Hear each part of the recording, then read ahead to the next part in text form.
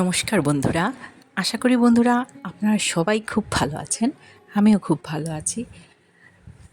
আজকে আপনাদের জন্য দারুণ একটা রেসিপি নিয়ে এসেছি। একঘেয়ে ভাজা পোড়া ঝোল খেতে খেতে মুখ ধরে এলে এইভাবে করে নেওয়া যায়। মমস কিচেনে সবাইকে অনেক অনেক স্বাগত জানাচ্ছি বন্ধুরা। আশা করি বন্ধুরা আপনাদের এই রেসিপিটা ভালো লাগবে। পুরো ভিডিওটা দেখতে থাকুন। সবার জন্য ছোট্ট ছোট্ট টিপস অ্যান্ড ট্রিক্স অবশ্যই আছে। গ্যারান্টি দিয়ে বলছি বন্ধুরা, মুখের স্বাদ দ্বিগুণ বাড়িয়ে দেবে এই রেসিপিটা। ভিডিওটা পুরোটা দেখতে থাকুন। প্রতিটা স্টেপ সবার জন্য অনেক ইম্পর্ট্যান্ট। ভালো লাগলে বন্ধুরা একটা লাইক কমেন্ট করে অবশ্যই উৎসাহিত করবেন প্লিজ। চলুন এবার রেসিপিটা শুরু করি। এখানে 2টা কাঁকরোলকে খোসা ছাড়িয়ে খুব ভালো করে ধুয়ে প্রেসার কুকারে একটু লবণ আর জল দিয়ে সেদ্ধ করে নেব। সেদ্ধটা ততটুকুই করব যাতে গলে না যায়, এটা খেয়াল রাখতে হবে। সেদ্ধ হবে কিন্তু খুব বেশি হবে না। একটা স্পুনের সাহায্যে এবার বীজগুলা বের করে নেব। বীজগুলা একদম কচি, এটা আমার রান্নাতে লাগবে। খুব সাবধানে বীজটা এইভাবে বের করে নেব। এখানে দেখুন পুঁটি শীতল 3টা নিয়ে নিয়েছি। শীতল অনেক রকমেরই হয়, আমাদের এখানে পুঁটি শীতল আর তেলেশের শীতল পাওয়া যায়। শীতলটা এইবার খুব ভালো করে ধুয়ে পরিষ্কার করে এর মাথাগুলা ফেলে দেব আর পাতিগুলা এভাবে ঘষে ঘষে দেখুন ভালো করে ধুয়ে পরিষ্কার করে নিয়েছি।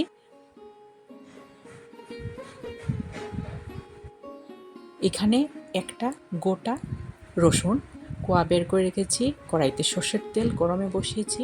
পেঁয়াজ 2টা কুচি, রসুন থেতো করে রেখেছি, কাঁচা লঙ্কা স্বাদ মতো নিয়েছি। তেলের মধ্যে এবার সেদলটা দিয়ে তার মধ্যে পেঁয়াজ, কাঁচা লঙ্কা, থেতো করে রাখা রসুন, স্বাদ মতো লবণ, হলুদ গুঁড়ো, লাল লঙ্কা গুঁড়ো দিয়ে দিয়েছি। খুব ভালো করে এবার নেড়ে চেড়ে নেব। একটুখানি 2 চামচের মতো জল দিয়েছি যাতে ঢাকা দেওয়ার পর ধরে না যায়। কম আঁচে 5 মিনিটের জন্য ঢাকা দিয়ে রাখলাম। এবার খুব ভালো করে আবারও নেড়ে চেড়ে দিচ্ছি। এইভাবে একটা পুর রেডি হয়ে যাবে।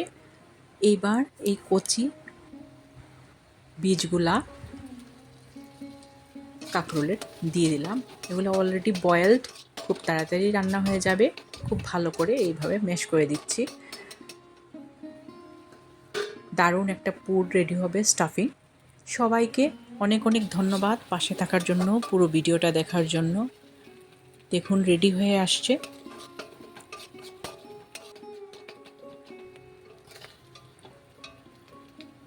স্টাফিংটা রেডি হয়ে গেছে, এবার নামিয়ে নিচ্ছি। এটা এমনিতেই খেতে দারুণ, তার মধ্যে আবার কাঁকরোলের ভিতরে পুর ভরা হবে। সোনায় সোহাগা। এখানে একটা ব্যাটার রেডি করব, তার জন্য বেসন, চালের গুঁড়ো, হলুদ, লবণ দিয়ে একটা থিক ব্যাটার রেডি করে নেব। এইরকম হবে ব্যাটারটা। এইবার কাঁকরোলের মধ্যে শীতলের পুরটা ভরে নেব একটা একটা করে। এইভাবে আমি যে পরিমাণে নিয়েছি সব ইনগ্রিডিয়েন্টসগুলো, সেই পরিমাণে নিলে একটুকু কম হবে না। 4টা পুর খুব ভালোভাবে হয়ে যাবে। দেখুন এইভাবে পুর সব ভরে নিলাম। যা বেঁচে গেছে সবটাই দিয়ে দিচ্ছি। রেডি হয়ে গেছে পুরটা, এবার ভেজে নেওয়ার পালা। বন্ধুরা আশা করি আপনাদের ভালো লেগেছে। এবার কড়াইতে সর্ষের তেল আর সাদা তেল 2টাই হাফ হাফ করে দিয়েছি। পুর ভাজার মতো যতটুকু প্রয়োজন ততটুকুই তেল দিবেন। ভালো করে ব্যাটারে কোট করে গরম তেলের মধ্যে পুরটা এইভাবে ভেজে নেব। আশা করি বন্ধুরা আপনারা রেসিপিটা শুরু থেকে শেষ অবধি দেখেছেন। গায়ে জ্বর থাকলে কি মুখে স্বাদ না থাকলে এইভাবে করে নিলে মুখের স্বাদ আসতে বাধ্য। বন্ধুরা আপনাদের ভালোবাসা প্রতিদিন পাচ্ছি, সবাইকে অনেক অনেক ধন্যবাদ। শীতল ঘটি সিলেটি সবার প্রিয়, এটা শুধু সিলেটিদের না, পৃথিবীর যত বাঙালি আছে সবারই প্রিয়। দেখুন পুরগুলা লাল লাল করে ভেজে নিয়েছি, এইবার তুলে নেব বন্ধুরা।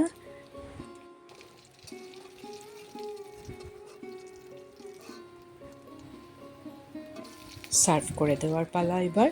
গরম গরম ভাতের সাথে পুর সত্যি দুর্দান্ত। আশা করি বন্ধুরা আপনাদের ভালো লেগেছে।